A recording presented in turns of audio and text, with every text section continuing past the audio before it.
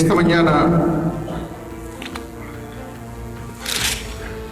hemos estado estudiando sobre el Evangelio según San Juan, y esta mañana tengo un tema muy importante para cada uno de ustedes. Quiero dar una bienvenida a las personas que nos ven a través de YouTube, a las personas que nos ven en Facebook, y a todos aquellos les puedo pedir que hagan share, los que vean el canal, suscríbanse. Quiero agradecer a nuestro hermano Juanito, que él toma el tiempo, horas pasa editándolo y poniéndolo en una manera en que pueda estar para el YouTube. Ya les he dicho que todos los que tengan Facebook me pueden pedir que los agregue, y con todo gusto los voy a agregar. Yo no rechazo a nadie. Tengo un Facebook que está abierto para todo el que me quiera poner ahí. Juan es un libro súper interesante. Siempre está en dos niveles. Está en el nivel espiritual y está en el nivel de servicio. Y hoy vamos a ver el libro de Juan. Quisiera hacer una pausa.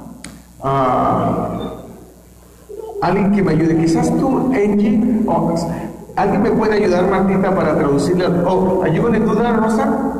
Are you going to help us? Okay, Rosa is going to help us. Okay, perfect. Thank you so much.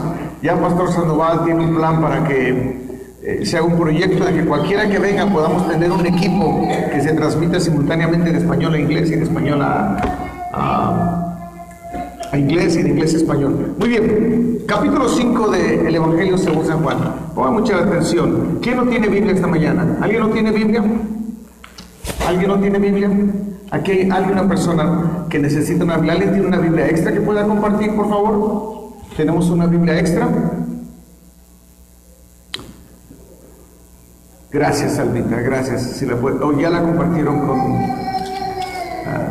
Ok, ahora sí, pongamos toda la atención posible. Evangelio según San Juan, capítulo 5. ¿Ya lo tienen? ¿Estamos listos a estudiar la palabra del Señor? ¿Todo el mundo con atención? Ok. Dice, ¿el paralítico de qué? De Betesda.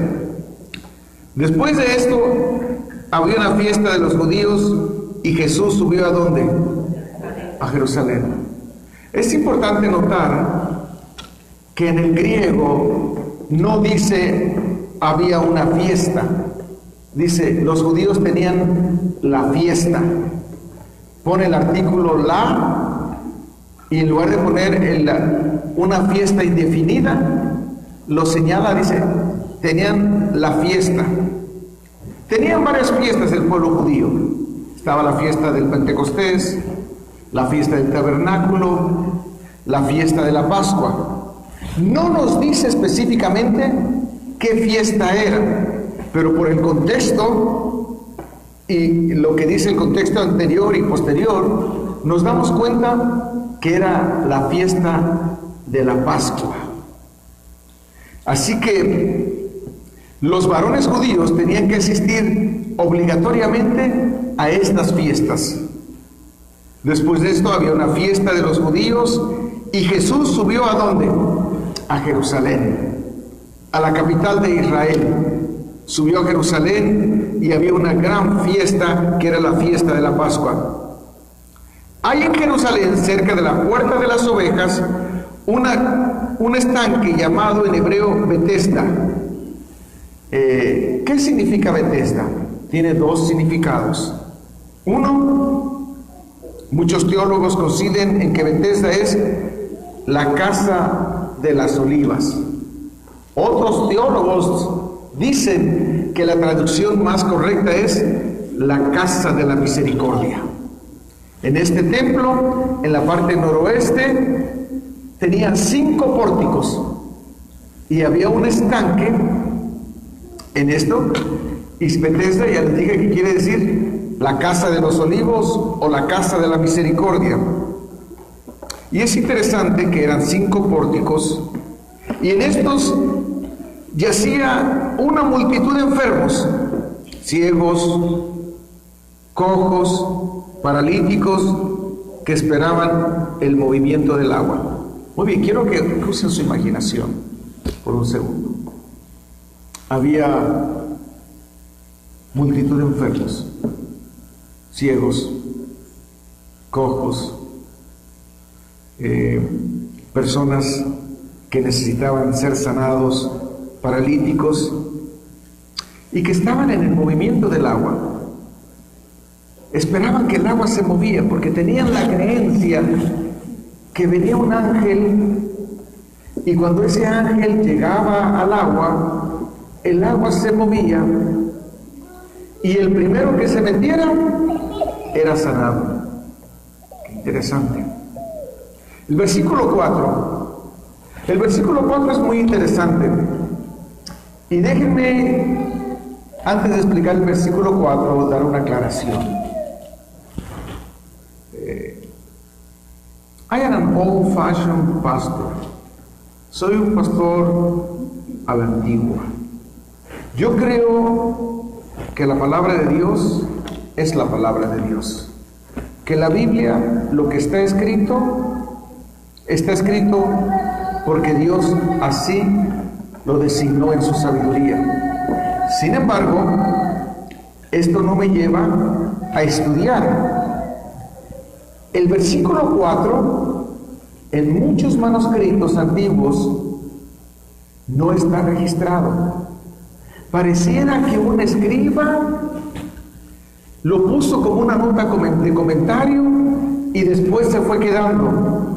Pero yo creo que se quedó porque era la voluntad de Dios. ¿Estamos de acuerdo? Se quedó porque era la voluntad de Dios. Y el versículo 4 dice: porque un ángel descendía en tiempo al estanque y agitaba el agua. Y el que primero descendía en el estanque, después del movimiento del agua, quedaba sano de cualquier enfermedad que tuviera. Originalmente ese versículo no lo encontramos en los manuscritos más antiguos. Sin embargo, Dios permite que esté ahí como una nota aclarativa. Muchos teólogos piensan que los judíos esto es lo que esperaban. Pónganse a pensar, hay una gran fiesta, la fiesta de la Pascua. Jesús ya les ha enseñado que no iba vestido como lo vemos él era un judío, iba con su kepí, con su latí, con sus sandalias, subió a la fiesta. Y acuérdense los eventos que ya habían ocurrido. Jesús entra con el paralítico de Betesda.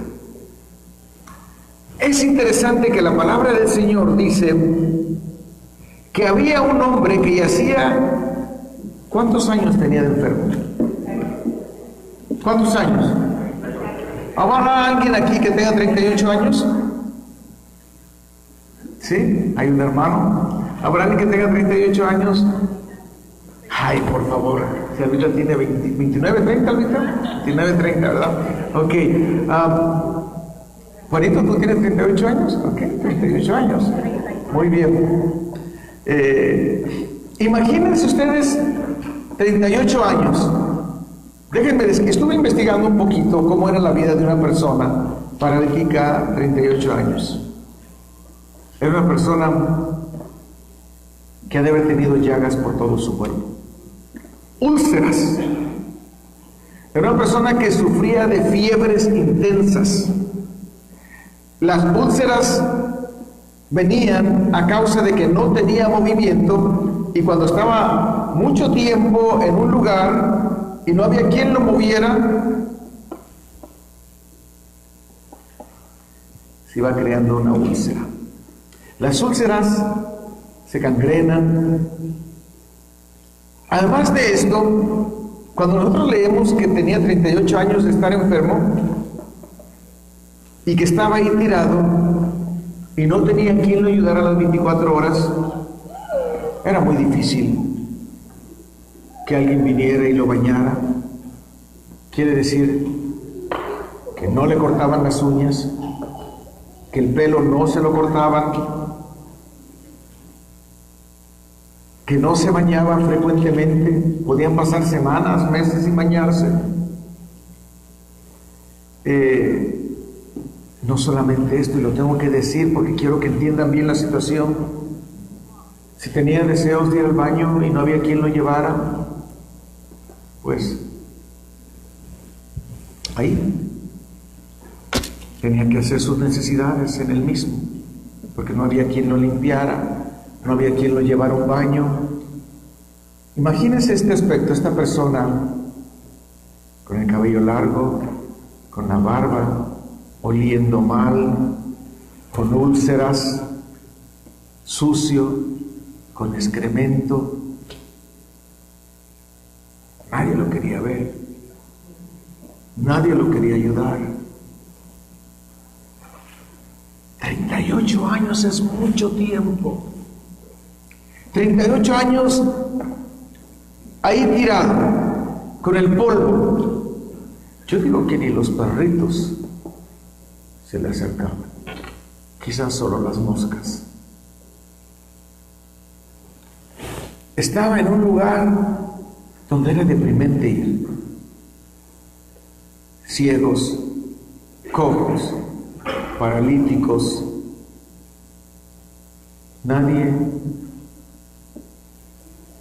quería ir a ese lugar.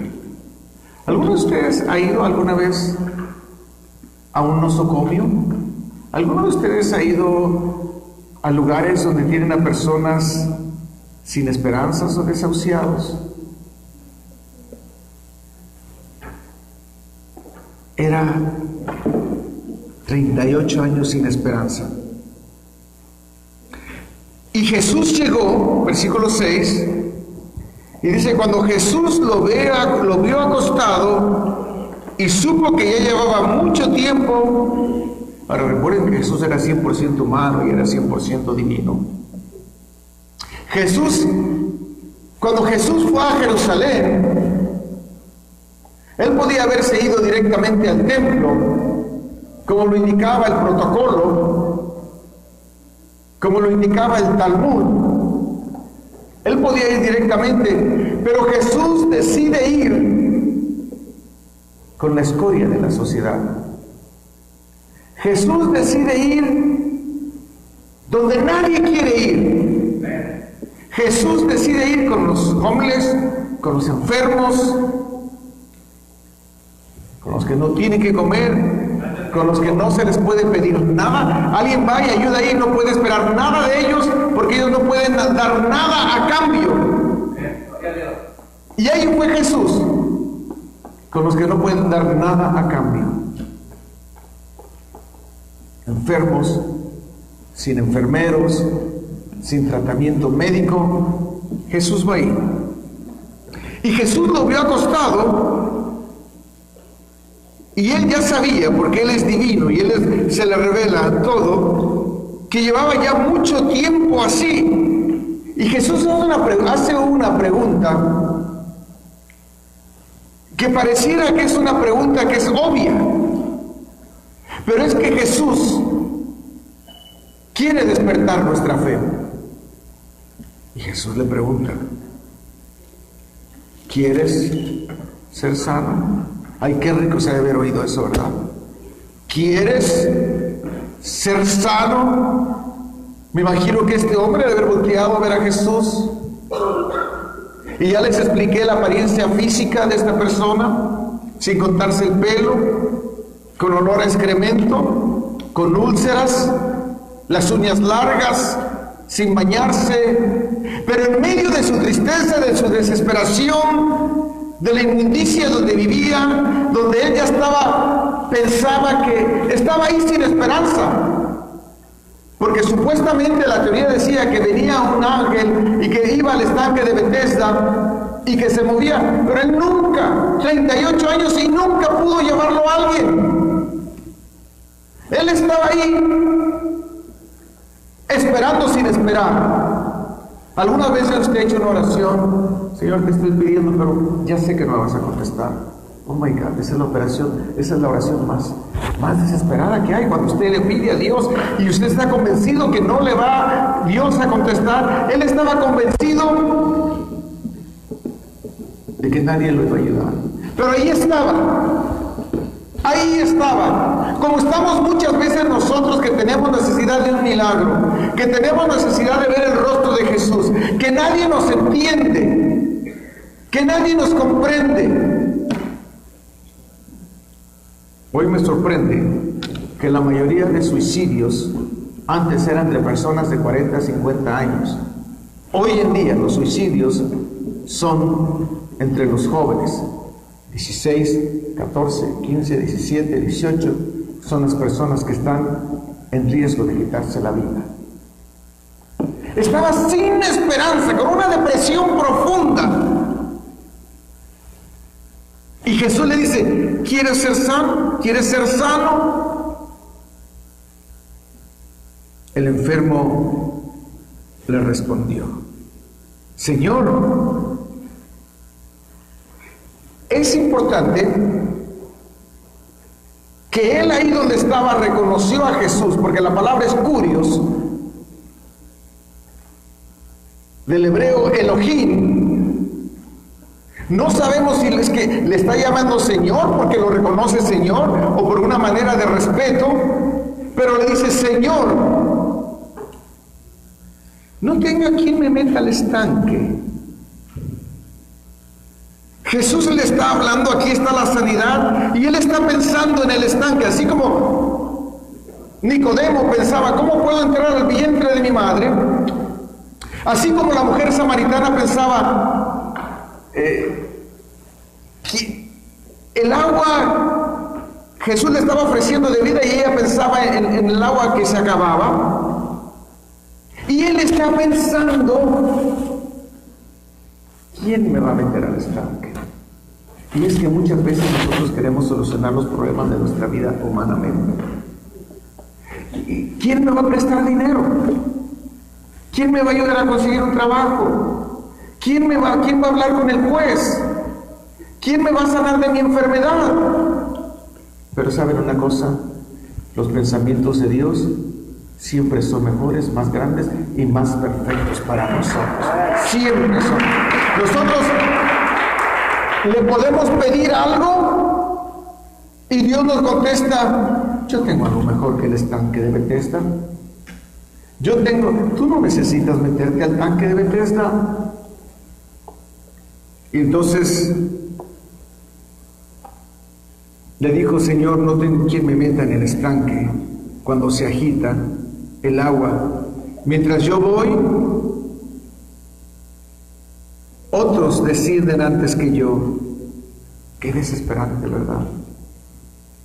¿No le ha pasado a usted que a veces, la otra vez me habló alguien hace años, me habló, dice, estoy contento, pero ya no estoy contento, y estoy contento, pero ya no estoy contento? Digo, ¿por qué estás contento, pero ya estás contento? Porque, dice, por 3 números y me saco la lotería, por 3 números y me saco la lotería, estoy contento, pero no estoy contento. Oh my God, digo, ¿cómo que estás contento, no estás contento? Es que si lo hubiera atinado, me hubiera sacado la lotería, nomás 3 números.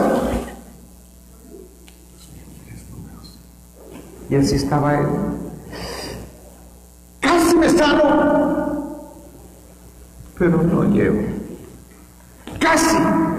Y es que el casi no sana a nadie. Es que el casi no cura a nadie. Y entonces Jesús le dijo, para cumplirse este versículo es paralelo. Recuerden siempre hay que usar la Biblia y acordarnos. Dice hay otro versículo, porque los primeros serán ¿qué cosa? Los últimos. Los primeros y los últimos serán ¿qué cosa? Ahí se aplica este versículo. Él quería llegar de primero, pero llegaba de último. Pero él no sabía que estar en último en las manos de Jesús es estar siempre en primer lugar cuando estamos en las manos de Jesús. En las manos de Jesús no hay últimos. Si estamos en las manos de Jesús, estamos en primer lugar. Y entonces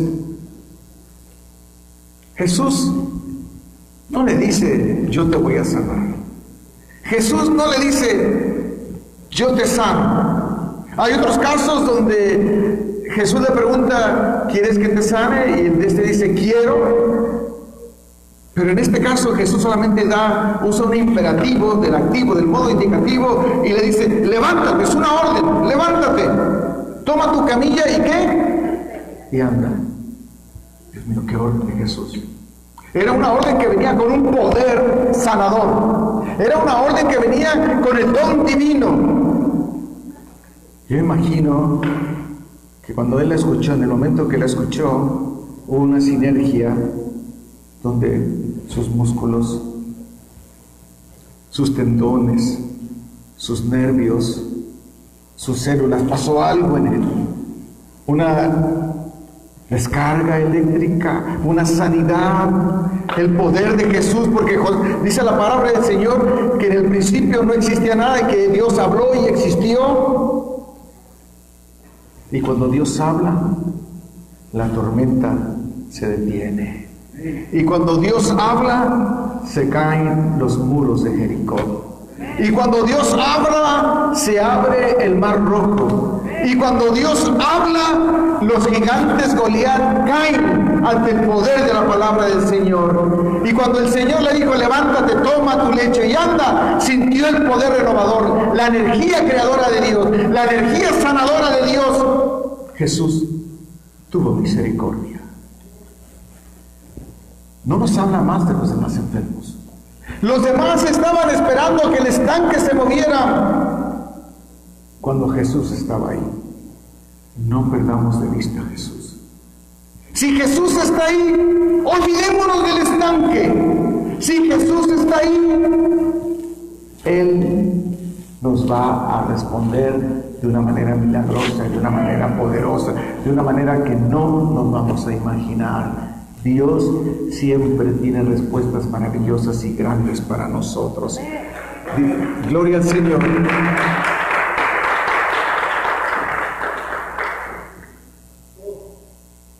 Al instante aquel hombre fue sanado. ¿Fue sanado cómo? Al instante. Y tomó su camilla, obedeció y anduvo. Ahora, aquí hay una parte importante que me gustaría explicar. Nosotros tenemos el Antiguo Testamento.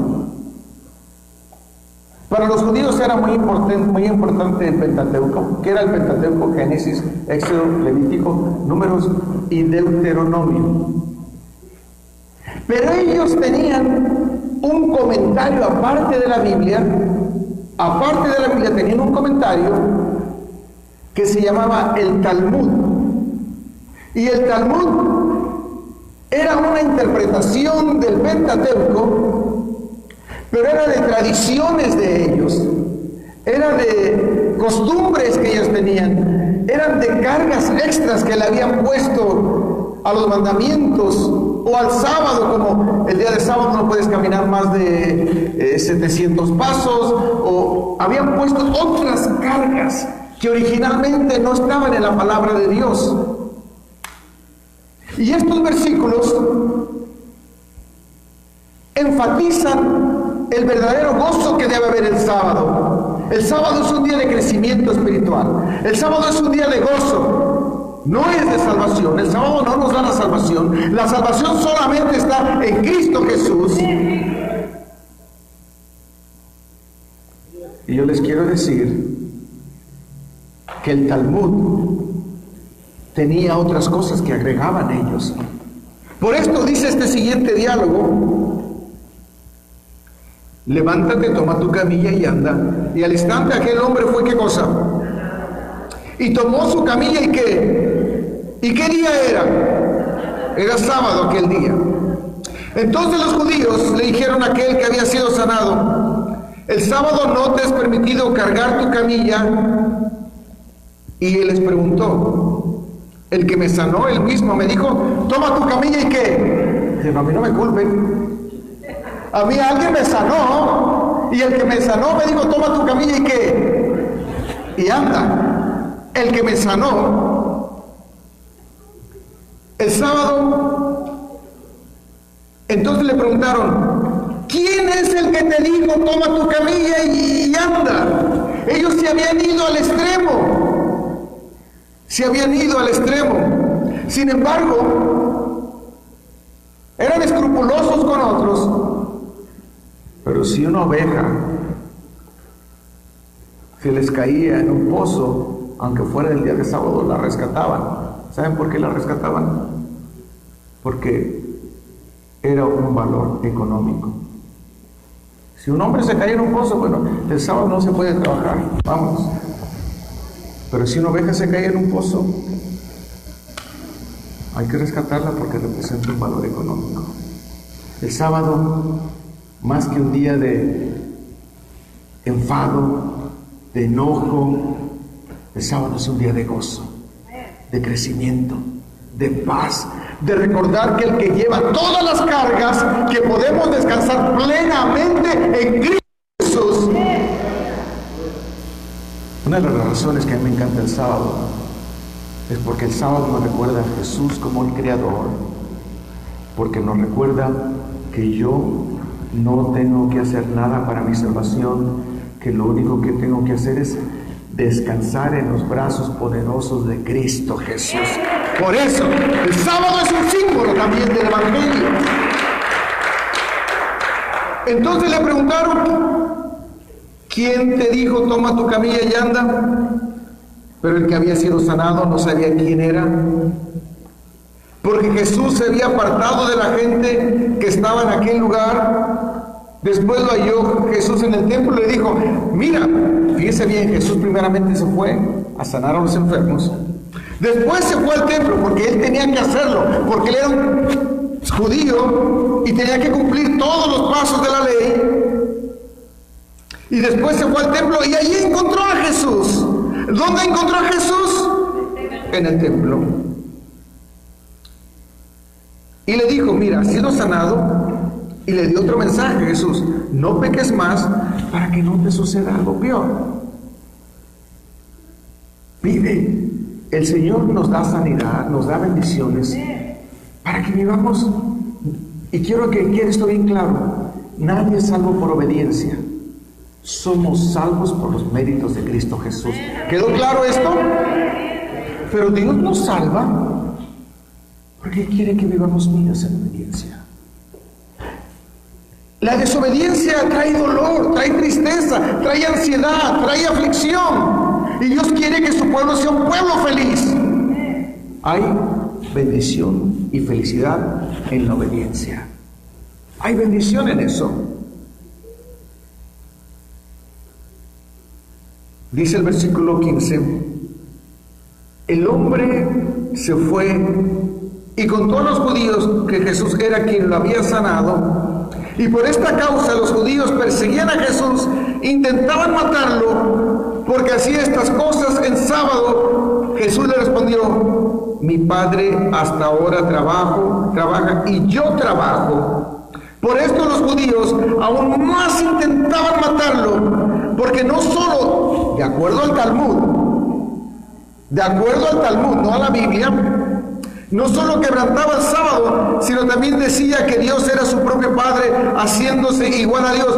Por algo Jesús es Señor del sábado. Porque Él hizo el sábado por causa del hombre y no el hombre por causa del sábado. El sábado es una bendición para el pueblo de Dios. Pero el día en que el sábado llegue a ser nuestro evangelio, estamos mal. Nuestro evangelio es Cristo Jesús en la cruz del Calvario. Ese es nuestro evangelio.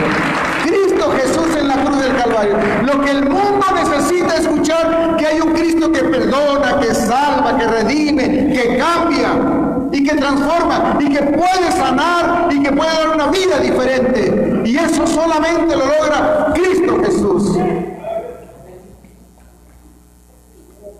Por lo tanto, nosotros debemos ver al sábado como Dios lo tenía visto, como un día de bendición, como un día de paz, como un día donde nos recordemos como Él es el Creador, como un día donde recordemos que yo no tengo que hacer nada para ser salvo, que todo ya lo hizo Cristo Jesús en la cruz del Calvario. ¿Lo creemos así de corazón?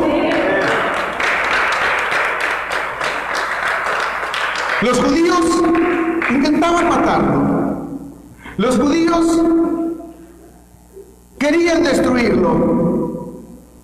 Pero aún así, Jesús hacía la obra que tenía que hacer. ¿Qué debemos de hacer nosotros? Número 1, recordar que hay algo mejor que un estanque. Y este se llama Cristo Jesús. Recordar, número 2, que Jesús, más que un protocolo, más que reglas, Jesús siempre tiene misericordia para aquel que no tiene esperanza. Número 3, cuando Jesús le diga algo, obedezca. Digo, toma tu camilla y qué cosa.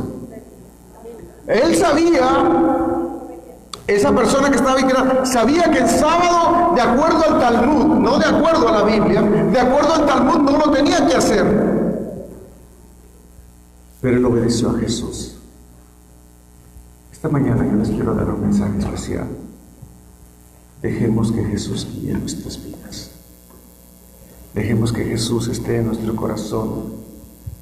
38 años sin esperanza.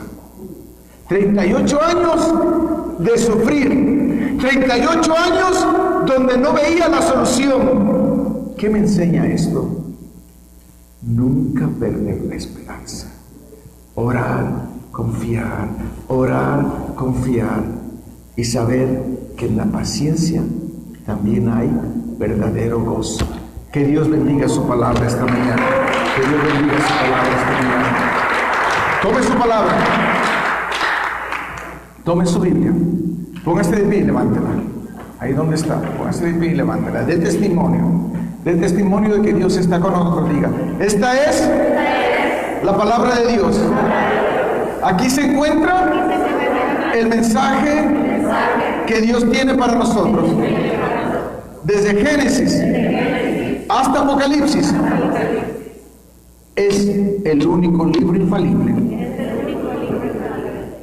Cáigase la hierba, sécase la flor, mas la palabra de Dios permanece para siempre.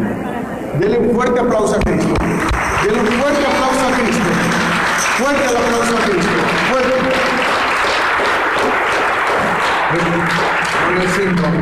Recuerden que hay reunión de damas, hay reunión de varones.